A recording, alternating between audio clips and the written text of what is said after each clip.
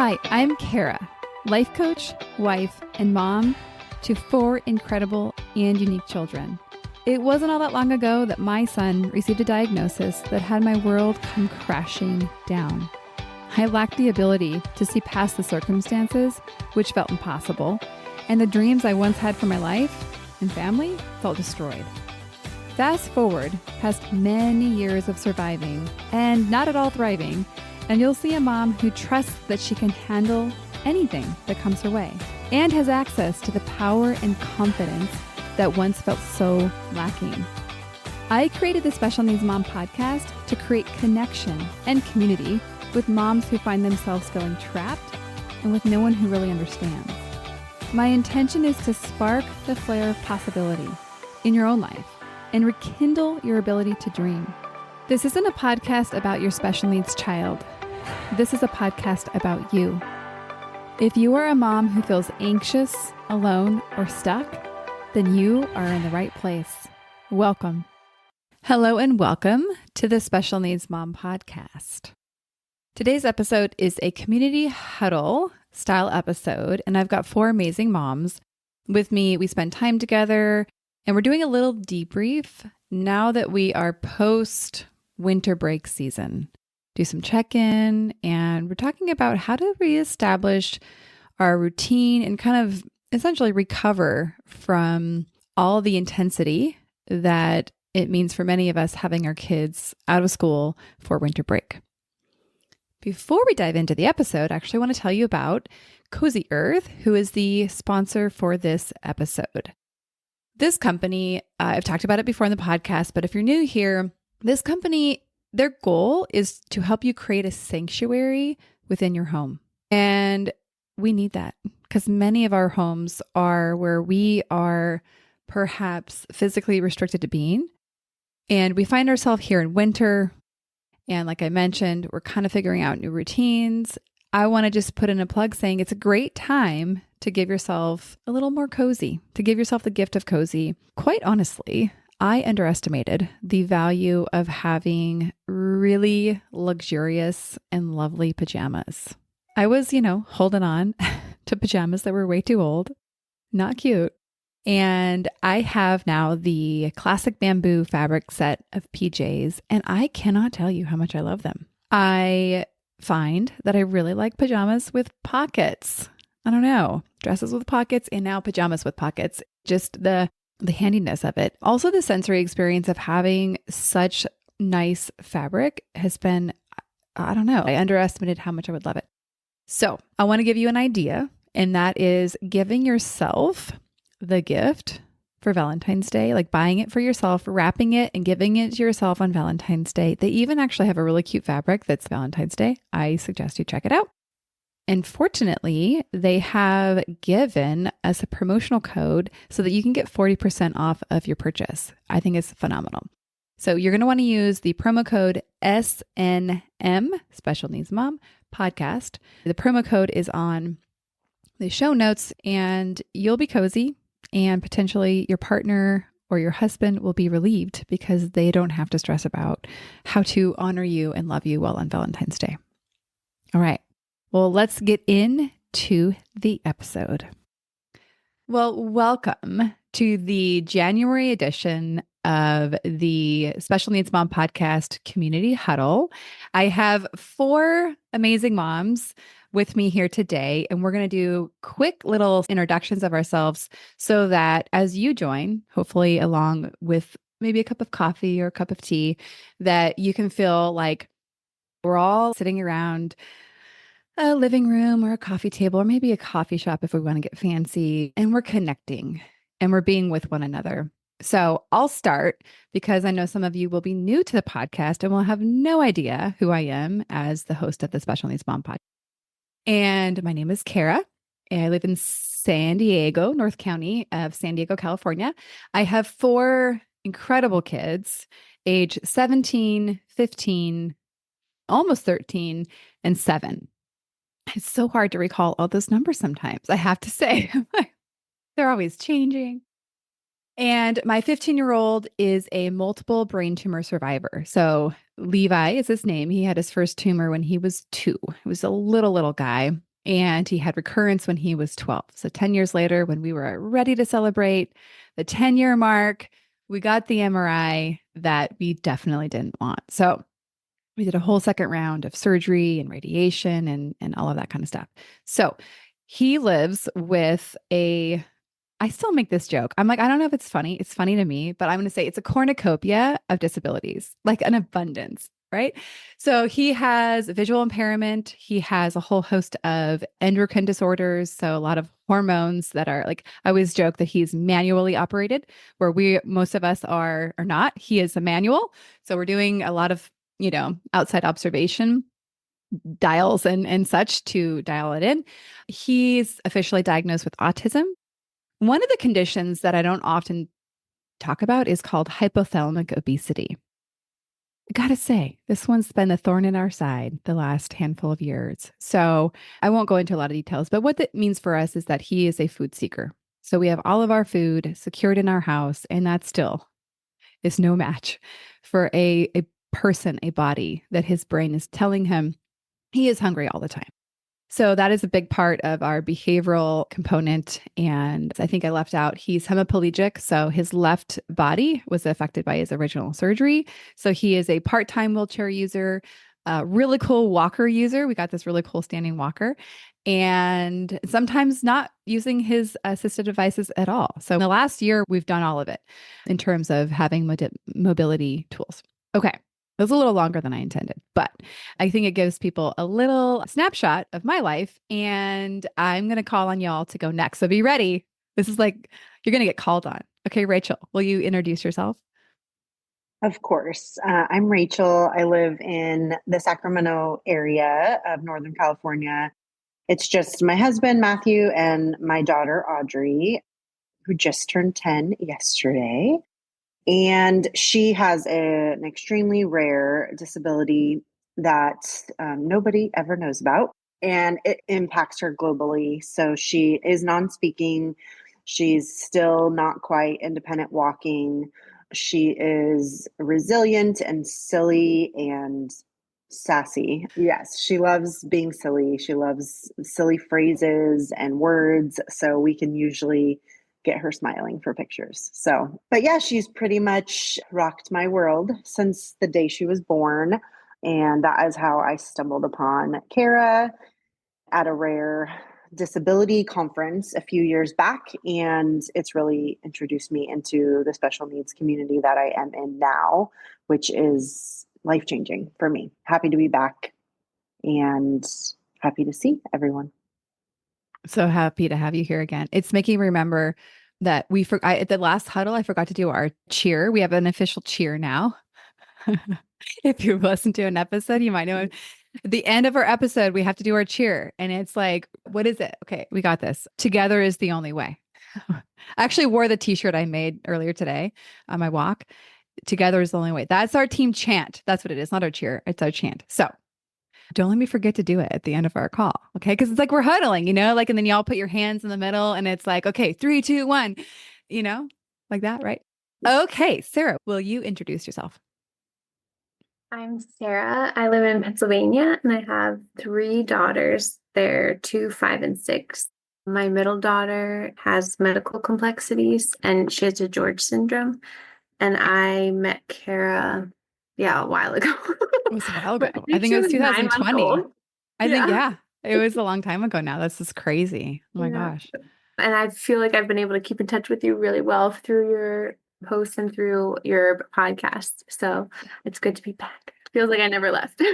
Like I never Good. It's missed so anything. good to have you. You guys are listening to this. You can't see Sarah, but she just has this smile that just is very, very contagious. And it is just making me feel so happy. So thank you for being here. Yeah. Okay, Brittany, will you go? Yes. Hi, I'm Brittany. I'm very, very new here. I was introduced to Kara through Rachel, and I live in Sacramento as well. And Rachel and I, after we finish recording this, are going to go hang out. So I'm excited about that. But yeah, I live in Sacramento. I grew up in Idaho, though, in Boise. And I'm married for, goodness, 23 years now. And I have 4 kids. My oldest is going to be 21 this year. He's in community college. He has an ADHD diagnosis. My second son is 18, just turned 18, and has severe autism, what's considered, level 3. He is non-speaking. He's not potty trained. We have a lot of aggression and violent behaviors. He's in a special needs autism school that's nearby me here where we live, and he requires 24/7 supervision. So it's a lot of hands-on, and he's bigger and stronger and taller than me. So it's super fun. And then my next son is 17, just turned 17. He goes to local high school. He's a junior and loves to run. And then my 10-year-old daughter rounds us out, and she is also autistic. She would be considered, you can use whatever terminology you want, but she's, higher functioning, you would say. She goes to a local elementary school, but is in special needs classes there and is able to go to her general education class at times. So it just kind of depends. So I have two different genders with the same diagnosis, but vastly different needs. And so it's a little bit like watching a tennis match at our house sometimes. You kind of ping pong back and forth, like, what do you need? Okay, what do you need? What do you need? And it's very different things. I also have a podcast. It's called Moms Talk Autism. And I am on that podcast with 3 other women from different parts of the US. We all have at least one child with an autism diagnosis and neurotypical children. And that's how I've met Kara through, Rachel and other podcasts and other mom meetup groups. Yeah, we're excited about that. Thank you for introducing yourself and for giving us the picture of the aspect of violence in your home. That actually has been something on my mind that I want to do a little bit more talking about. It's something that I relate to. That is part of our experience and part of Levi's profile. Also, what got him essentially kicked out of school last year, or I guess in 2024. So been there. Yep. Got you there. Yep. Still more to come on that when I'm ready to talk about it even more and when the lawsuits are done. Okay. Let's see. That distracted me. But thank you for talking about that, because I think that it is a unique dynamic to have somebody that you love dearly and you advocate for and all the things, and who would be considered physically abusive if there was any other relationship. So it is a lot for our nervous systems to handle. So we may not talk a lot about that today, but in future episodes, that is going to be on the horizon. Okay. I'm an open book. Chandra, would you introduce yourself? Yes. Hi, I'm Chandra, and I am a mom of 2 boys. My oldest is 28, almost 29. And he moved to Miami about 7 years ago. And in November, he just made me a grandma. So, oh, wow. I'm sorry. If you guys can see her, like, there's no way in your mind that you're picturing grandma. Like, she's a babe. So well done. I'm so excited. Yeah. And so I've been out there a lot lately with, I was there for the birth in November, and then I came back with my younger son over the holidays. So I was there for 2 weeks, and that was interesting and great. But then my younger son is 21, and he was born blind. And I didn't know that until he was born. And I'm kind of glad I didn't, because I think that would have just caused me a lot of stress and, if I did know. But he was actually born with a condition called bilateral anophthalmia, where he doesn't even have any eyes. Oh, wow. And so when they were trying to, do the whole check of the body when he was born, they couldn't get his eyes open, and they thought it was maybe swelling. And so, right away, once he was born, we found out he was blind. I mean, he was about 2 months old when we finally got a CT scan to confirm what was going on. And as he was getting older, we could tell that his behaviors were a little different, but a lot of blindisms and autistic-like behavior are very similar, like self-stimulation and rocking and different things like that. But usually regular blind kids outgrow it maybe around 2 or 3, and he wasn't. So it wasn't until he was actually 5 that he was officially diagnosed with autism. But with that, he went through the special ed program with the school district. And I just always found it hard because there's so many resources where I live and, in general for autism, which I'm very grateful for.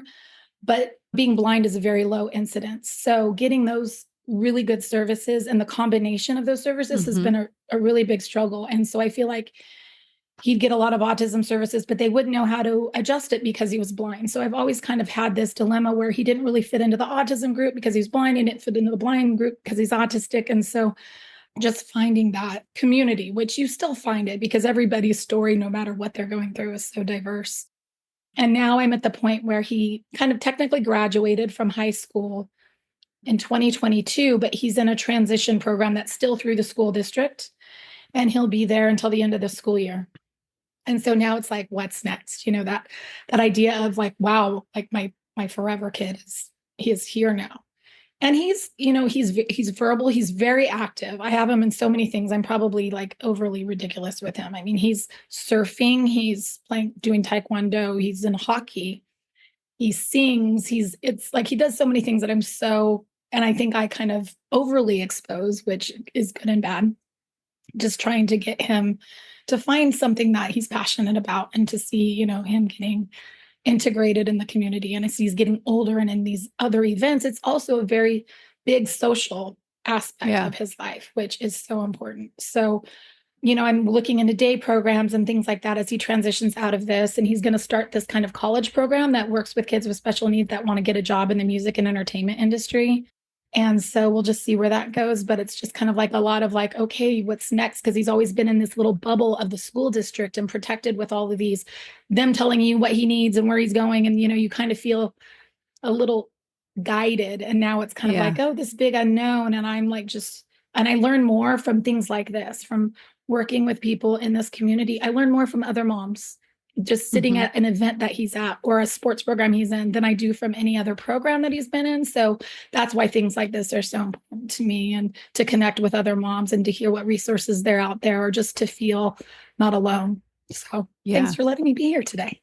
Yeah, no, definitely. I know I think about the impact even this last year in terms of the things that I've learned from other moms that then I've been able to access and incorporate into our own life. Like it's from other moms that are like, urging and encouraging to try this and do that. And not from a place of like, nobody wants to be like having someone tell you should do this, right? Like it's not like that, right? But it's more like, hey, this might work for you. Look into it. And so that's been really helpful. I relate a lot also to the not quite fitting even in a disabled setting, right? Because Levi so he's intellectually what would be considered typical-ish, right? Minus, he obviously is diagnosed with autism, but I even describe his experience with autism so differently because I call it acquired autism. I don't know that he would present as an autistic person if he had not had brain cancer. And so it's like, but so we also have the visual impairment, then we have the physical stuff, right? Like the physical stuff with the behavioral stuff. Obviously there's handfuls of other people dealing with it, but in local programs where we're accessing it, it's like programs seem to be built for like one thing at a time. And when you're bringing a cornucopia of stuff, it's taking a lot to fine tune things. So thanks for sharing that aspect. And also, so Levi's 15 and a sophomore in school. It's not yet determined whether he will be done with school at 18 or if he'll go on to stay inside the school program. But my husband and I have been finding ourselves asking that question of what's next, and maybe even headed toward a little bit of a panic, like, oh my gosh. So we have to really be intentional about dialing it back and reminding ourselves we don't need to know all the steps. We just need to know the next step. And so for me, and this is going to kind of guide us into the topic today that we're going to talk about.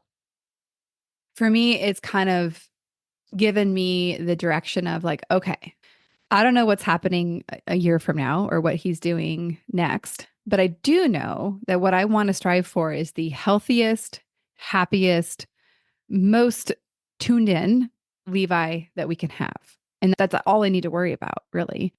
And actually, as I think headed toward where you started, Chandra, with getting him very involved, because what's missing in Levi's life is community, his connection.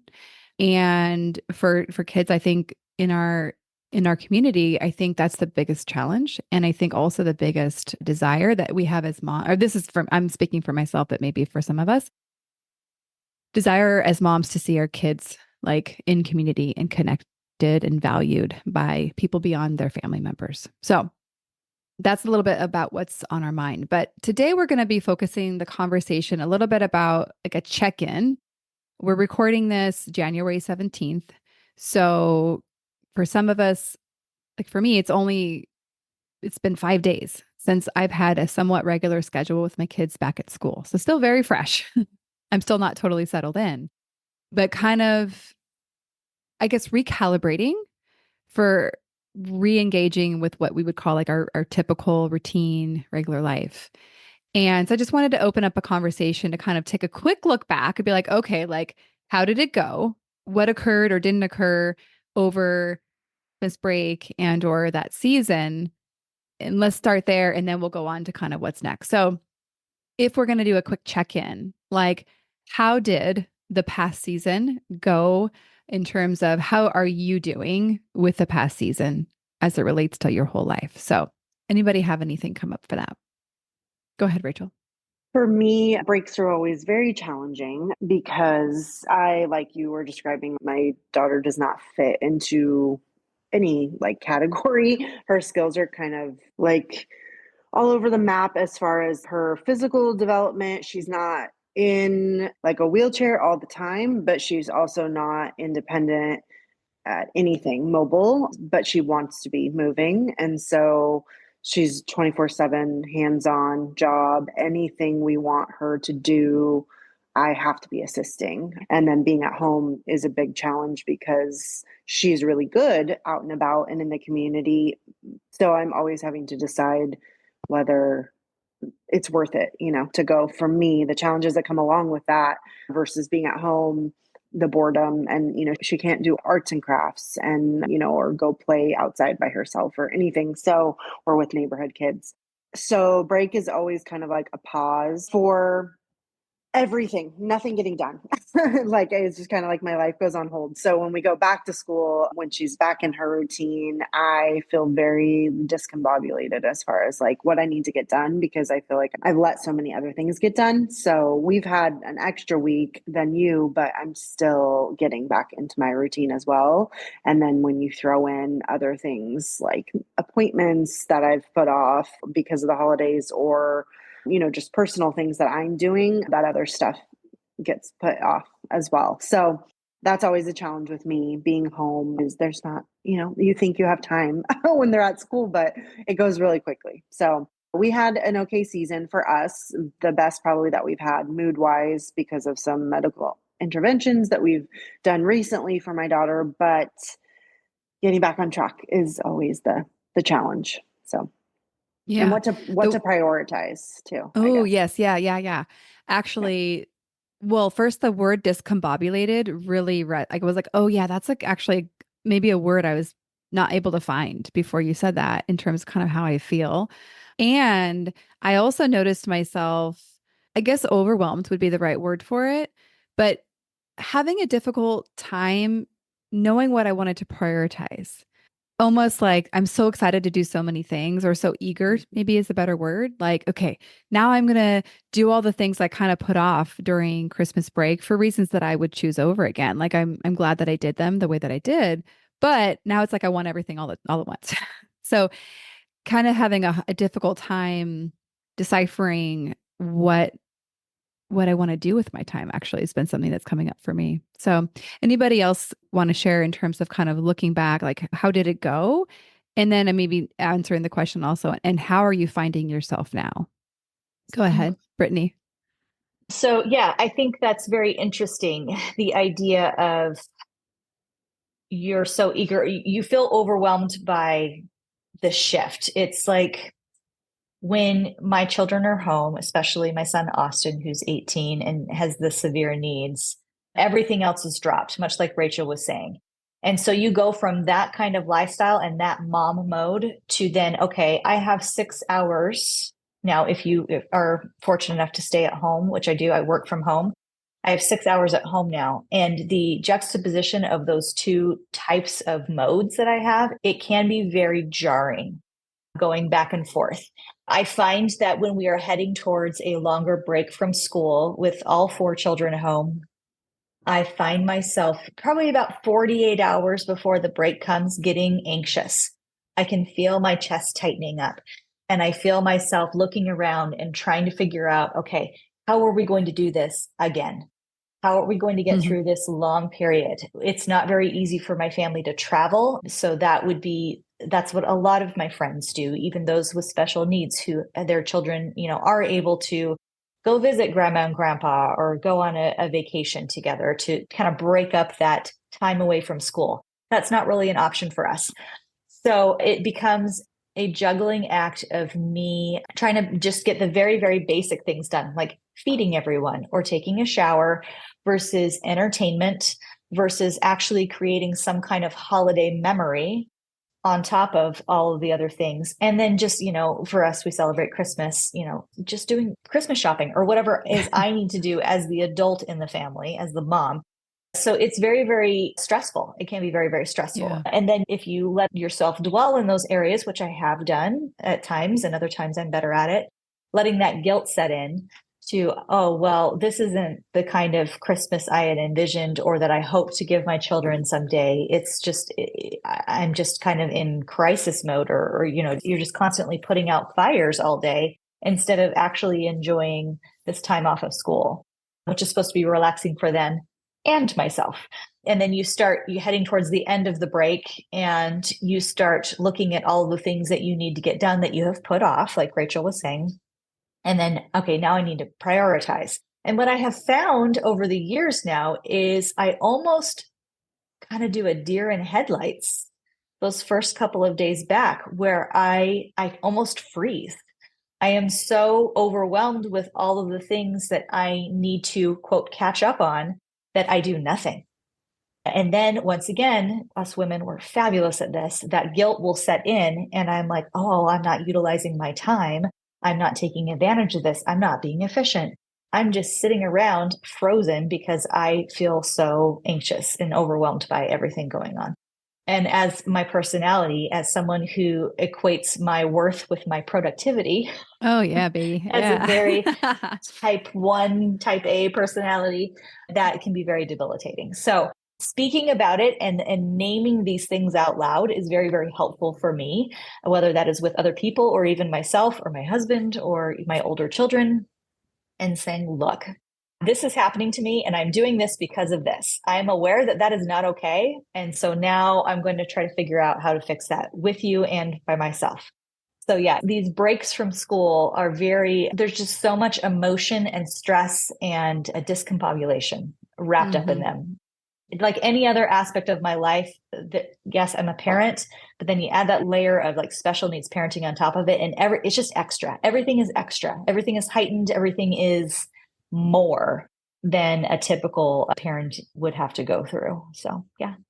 Yeah. Thank you for, I think, articulating so much of the experience that I think we've also, simultaneously experienced. And I'm swimming with ideas of things I want to talk about, but I'm going to wait because I want to hear from anybody else that wanted to share their experience. Go ahead, Sarah.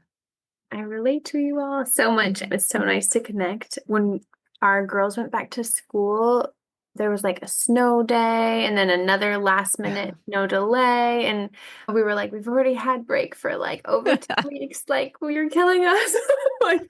And then one of the preschool had like special colored days in the first week back. And like, Come on, guys. I was like on top of everything. I was like, can't remember what clothes to put them in. Please. Like we need one more thing as we're just getting like back in. Yeah, that's really funny. So it took me, that was last week. So yesterday or the other day, I think it was like dinner time and just, there was like a lot of things happening with everything. You guys know, meetings and appointments and everything. And who's taking care of them when and coordinating everything. And I was feeling stressed. Like I just felt it in my whole body. And I was like, how am I going to make it through this dinner? So I used that moving and shaking technique that you. Oh yeah, baby. Yes. Into the other room really quick because it was like nobody noticed because it was like everyone's trying to just get to the table. And I just shook all over really fast because I was like, I have this feeling of stress inside, but I want to be able to like move past that and like focus on the next thing and like allow my body to like complete the cycle or whatever. And it worked. It was really helpful. I was like, okay. So what Sarah's referencing is an exercise called shaking and dancing. And it's actually literally quite that. Like literally you allow your body to shake, to like physically move and to process energy and I think it's a great way because it's not a mental exercise. And I think so many of us brilliant women are so engaged with our brains and we can't let go of that to actually do the work that our body needs us to do. So the shaking and dancing exercise is brilliant at letting our body do the work that it needs to do to be like calmed and centered and grounded so that we can go show up with that presence and with that stability that we need to do the things that our children need us to create the space for. So that's awesome. Thanks for sharing that. Yeah. And in general, I think our break went really well. Thanks to like listening to you guys process everything. Like before the break, I was able to plan ahead and like try to get as much done as I could before break. And I think that helped. And my goal was to take moments to enjoy it and like be present, especially I guess because my kids are so little. I also wrote down ideas of those holiday things. Like one was if it snows, I wanted to dye the snow with them. Like with food coloring.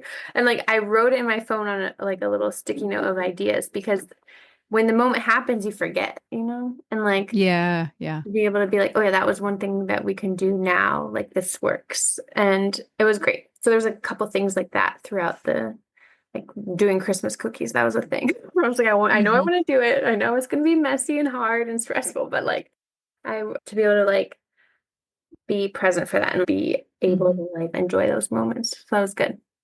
That's awesome. What about you, Chandra? I think my perspective is a little different, and maybe because he's older, and we have this joke that when he turned 11 that he turned into a rock star, because before that he was just, I don't even know how to explain it. Like going to the doctor, you'd leave sweaty because he didn't want his blood pressure to like, it was just, everything was just so hard. And it was just like, finally I could get through to him and make sense of his world, because I think he just was having such a hard time processing what was going on around him. But to say that being easier, I mean, because I'm a single mom and now it's nice because it's just him and I. When my other son was here, he moved away a little while ago. So now it's just him and I. But I'm a single mom and I take him everywhere. So I'm driving him. He's not driving. So I'm driving him to school. I'm picking him up. I'm taking him to all his things that he's involved in. So for me, it was nice because everything stopped.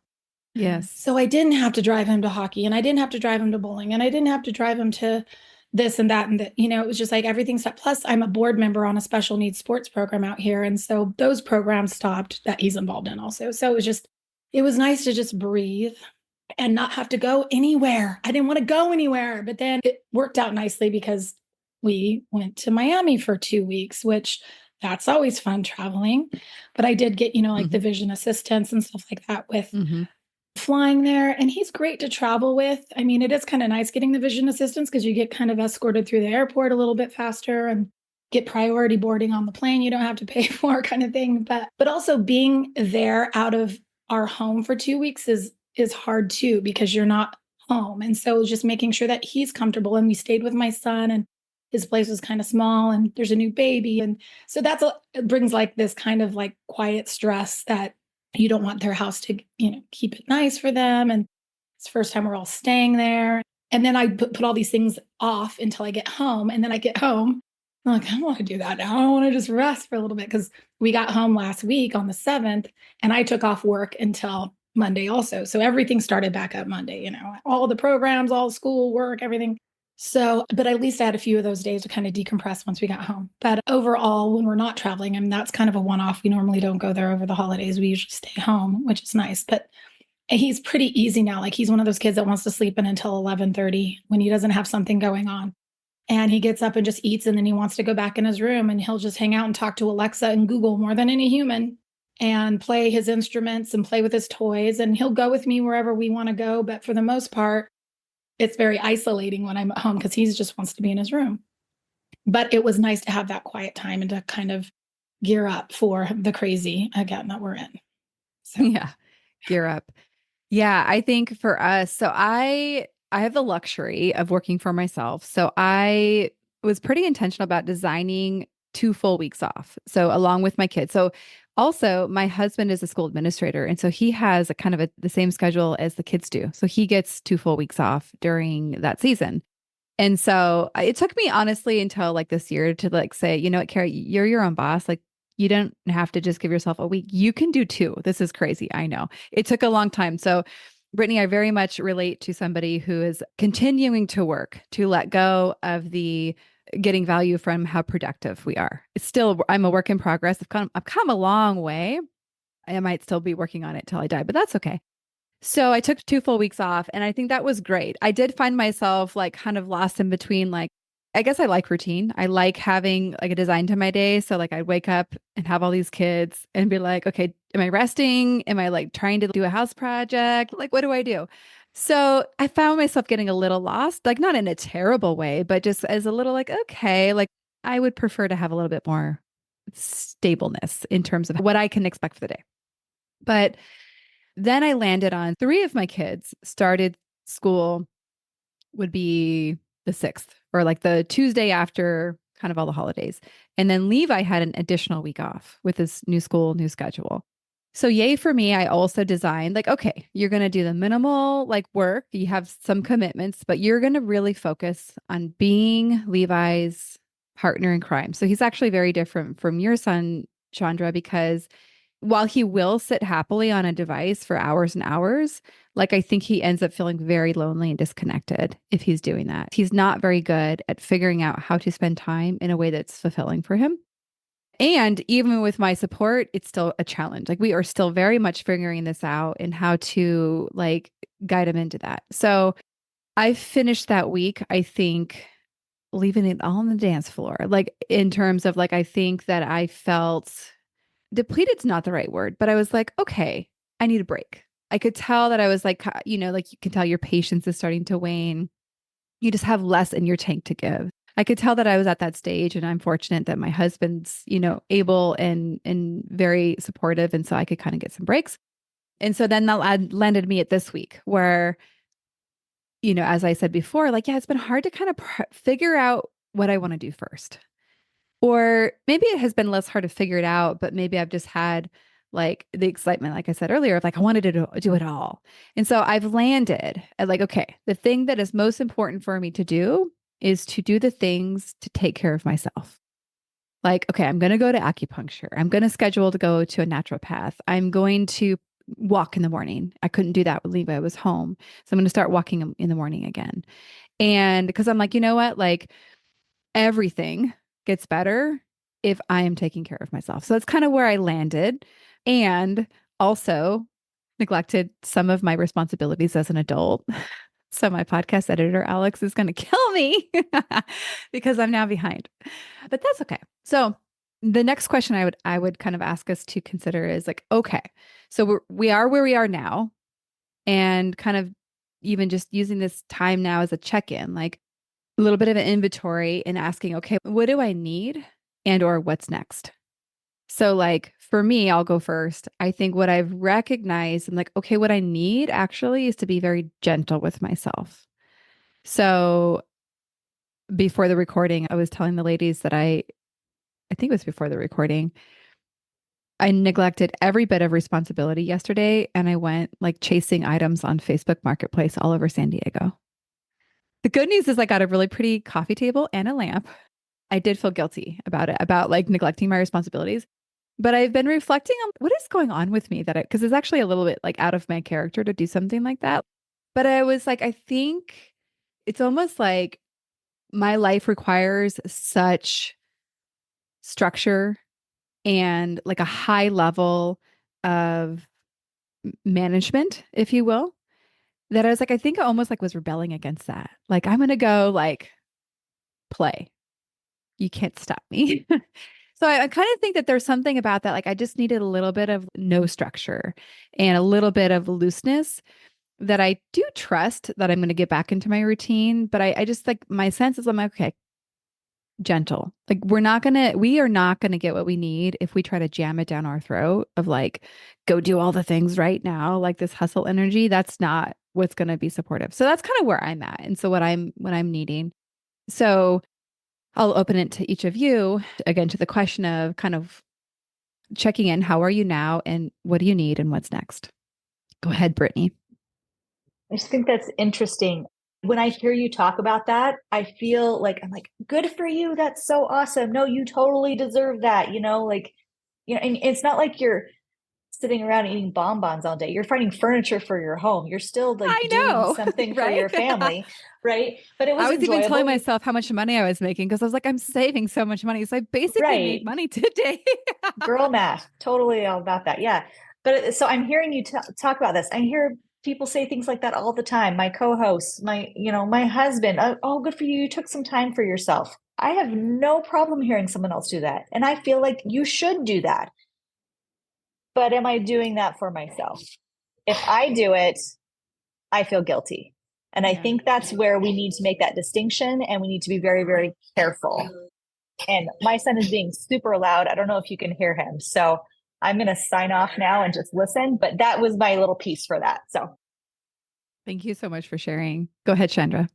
Towards about October, I don't know why it was October, but I was getting really overwhelmed with just all these things that I was having to do for Ryan. I think maybe like a 6-week period, so many things happened at once. And I was just like, and it was all stuff that I had to deal with. Like he got a jury duty summons and he got, I don't know if any of you use self-determination through the regional center, but I'm in that program. And I just want to rip out my hair with the financial management company that I have to deal with. And I had some issues with that. And that came in with some, getting some people paid and different things going on. And I think I don't know, just a few other things happened all at the same time. And so then I ended up starting, therapy through my work. And I just realized I really needed to have some time for me because I think I was getting overwhelmed with everything I had to do for him. My life was just revolving around him. It's just like I needed a break, and like telling you, it was nice having that time off of all the things he was in. And that's part of it, is just delegating some of that stuff. Because I do have respite service. I do have some personal assistants that work with Ryan. And I'm like, I don't utilize them to the extent that I can. So one thing that I have done this, starting once I got back from my trip, was delegating. One of the things is like I'd go to bowling with Ryan, and he is on a lane with a ramp and with some other wheelchair users. And I was always helping at the beginning to, show people how to get them there and all that stuff. And I'm like, I'm not a volunteer here. I volunteer enough with like the other programs that I'm in. I want to be a mom. I want to take him and drop him off and say, have fun. I'm going to go sit with the other mom. Because I would be going there and then I'd help him and then I'd help the next athlete and then the next athlete. And I'm like, I don't want to do that. It's not anything against anyone. It's just that this isn't what I came here to do. And I was not looking forward to doing this because I was, not there for why I wanted to be there. So it was nice to just kind of tell the volunteers that were there saying, hey, I'm just going to drop him off now and I'm going to go sit here and I'll come back at the end. And also having his respite take him one day to his taekwondo and just, so that is helping me to just kind of breathe and not feel so just bogged down by everything. So, and I think it's really hard, and not everyone has the ability to have other people help in that capacity, but I had that available to me and I wasn't taking advantage of it. So finally doing that has been really helpful for my mental health and stuff as well. Yeah, I like that you are sharing your experience because I think, well, one, some people don't have access to it, right? But even if you do have access, I do think that there is a good opportunity as moms to reflect and just be curious in a gentle, loving, kind way of why we don't use the help that is available. Because I think that I notice that I'm so used to it being hard and doing it on my own and all these things. And when something's like even good, trying to change things up, I'm noticing some resistance. And so I think it's a great thing to reflect on. And I'm thankful that you shared that because I know that you're not the only one that may not be using some of the support opportunities that they have. Who else would share? Go ahead, Rachel. Yeah, I definitely resonate with that. And I am always trying to work on not feeling guilty when I do prioritize like myself or have things come up. If someone invites me to coffee and I can do it because I have that luxury, I'm at home. I'm always like, oh man, that's going to be my whole morning, or, that's going to be, now I'm not going to get this done. But I think that's why it's so hard for me. It was easier when I did have like a certain hours for my work or whatever, but now when I'm just home, it's really hard for me to justify. So I need to come up with a system of like designating days or something for myself to just be like, those days can be whatever I want for me, because it's really hard for me. And some of that stuff sometimes is like helping with her school, like I'm on the PTO, or so it's like things I'm doing that aren't even really for me, but and then just fitting in all. I literally think I tell my husband daily, like I'm like, I don't know how I'm supposed to get all the regular things done and still take care of myself, and yeah, so I don't know. It's a challenge for me for sure. It comes in waves of like, I feel productive, but being productive every day is something that I think it's because I don't get anything done when Audrey's home. And so I'm always like, I need to just do everything always when she's gone. But that's not realistic. And it's really not that much time each day, especially when you add in picking up and taking her. And then I add in like a workout for myself, and it's, like it's half the day already. So yeah, I'm always thinking of it. I do it better some days than others, but it's like a mind battle that I honestly have daily that I'm trying to always overcome. So yeah, I think I need to set up, I am like an organized person. And so I think I do need to set up like official days, like Mondays and Wednesdays are my days to like schedule anything fun or, anything I want to do or be lazy, which like never happens. So, and then the other days is like I take care of house stuff. So I don't know. I've been doing this for a long time now and I still don't have a plan for it. So yeah, that's me working towards it and hopefully coming up with a better plan in the future. So I feel you so hard. Okay, funny thing, Rachel, I actually have on my desk here a template for what's called an ideal schedule. And this is a tool that I have used in the past to be able to, well, I mean, this sounds so life coachy, but let's own it. I'm a life coach to design my life. This is for me. So I have a brain that, if not well directed, will create way too much that any human could actually do and then tell me I should definitely be doing all of it.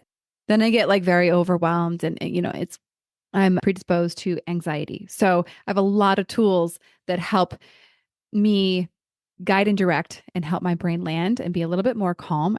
So this tool for me, because I was like, I have all these areas of my life. I have like my marriage, I have my kids, I have Levi, which is a whole other category than just my kids. My business, my podcast, my whole, personal being stuff, right? There's all these things, right? And like I'm looking at how do we do them all together? And how do I balance it, right? I want to be giving attention to like Levi's school, but I don't necessarily want that to be my whole life. How do I actually create this on purpose versus just be in the impact of what happens? And so this is a tool where I get to be like, okay, I want to walk in the mornings, put that in my calendar. I want, obviously, these kinds of things go in my like schedule, podcasting, clients, life stuff. And for me, this year is going to look a lot more like putting a lot more attention into creating more support for Levi. So like there's that part, there's that aspect of my life.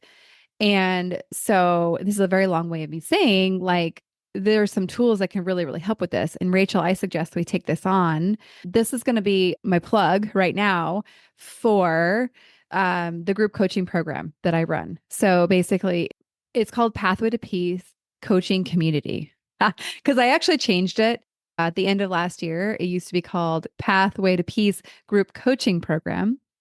And I very intentionally changed it to lean away from program and onto community. Because I think that's where the intersection of coaching and community, I think there's so much power. And so that's kind of the heart behind it. It's where we meet and have intentional conversations about where we're at. We bring love and compassion into all of it. We grieve together and we ask questions like, okay, what's next? And what do we need to do? What do we need to take on to create more of what we want and to grieve and process the things that we don't? So if anybody listening is like, yeah, that sounds great. There is I wouldn't call it a form, but basically there's a contact me or there's resources on the show notes of the podcast. So you can reach out for more.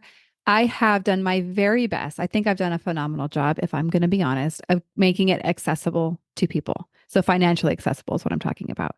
So please check it out and, reach out. Like I'm a person over here. So like we can have a conversation. So yes, maybe Rachel, we take some of this ideal calendar on. We can have fun doing it together because I think we're ready for our group chant. Together is the only way. So I'm going to count us in. This was so fun together. Thank you so much for being here. We're going to wrap up kind of quickly because I want to honor the hour that we had together. I know it's just so corny and it's just who I am. So 3, 2, 1. Together is the only way. Only way. We're going to work on that. It's right. It's hard on Zoom. So I think we're going to get better, but we have to start somewhere. So that's, I think, the model for this conversation. Thank you all. And for anybody that wants to join a community huddle, you can do so. I would advise you to get on my email list, which is where I send all the information out. So go on my website. It's karariska.com. All the information will be on the show notes. You'll figure it out and you're invited. So we'll see you on the next episode. And I'm going to sign off to everybody. See you guys. Thanks, Kara. Thank you. Bye. Thank Yeah, you thank so you.